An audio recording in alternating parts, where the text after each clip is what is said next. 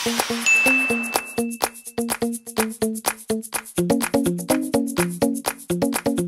ba yung loob mo nung nagsumbong ka kina Mommy tungkol sa sitwasyon natin?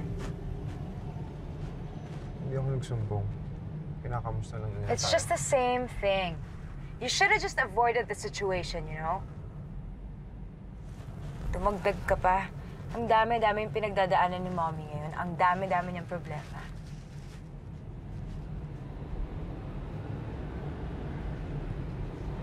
Nahuli ni Mommy na may ibang babae si Daddy, okay? And other than that, meron pala kaming kapatid sa labas ni Adria.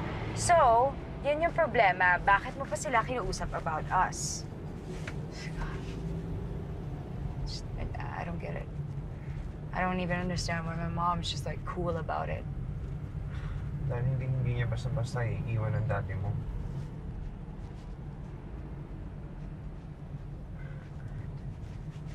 She's different. I'm not like her.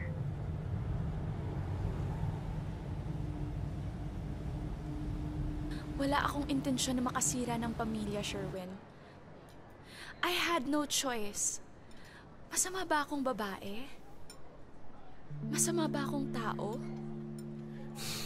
Hindi. Nagmahal ka lang naman. Pero bakit ganun, Sherwin? Ginagawa ko naman yung lahat, pero lagi na lang may kulang.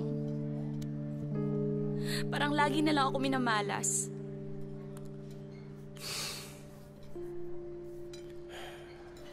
Alam ko yung pakiramdam na yan.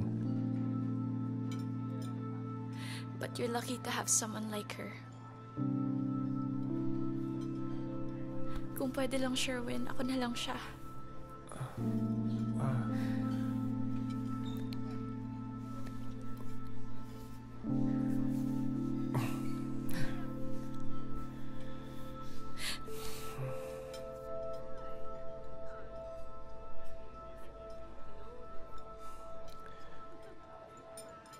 Mahal ko ang asawa ko, Samantha.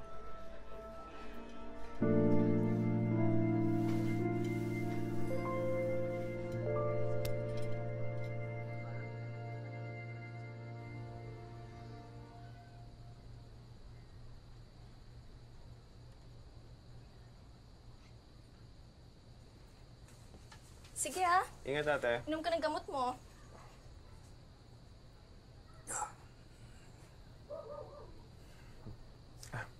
Kuya, ito pala.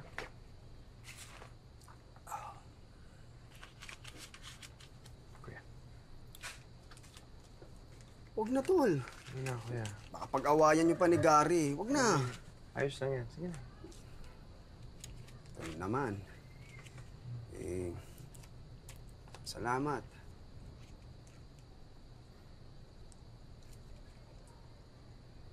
Kuya, paano ka ba nakakabawi sa asawa mo? Simple lang. Kung ano yung gusto niya.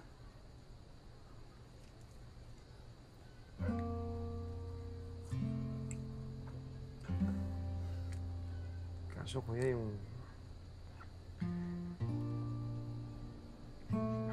gusto ni Gary kasi makipaghiwalay na talaga. Alam mo, tol, huwag kang susuko basta-basta. Hanggang may bala ka, lumaban ka. Hanggang tamaan mo ulit.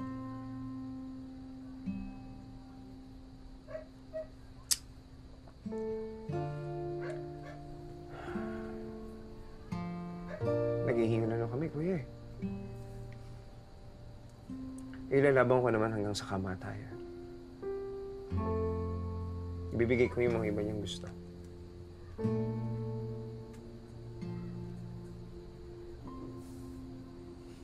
Tol, kaya mo yan. Kaya mo yan.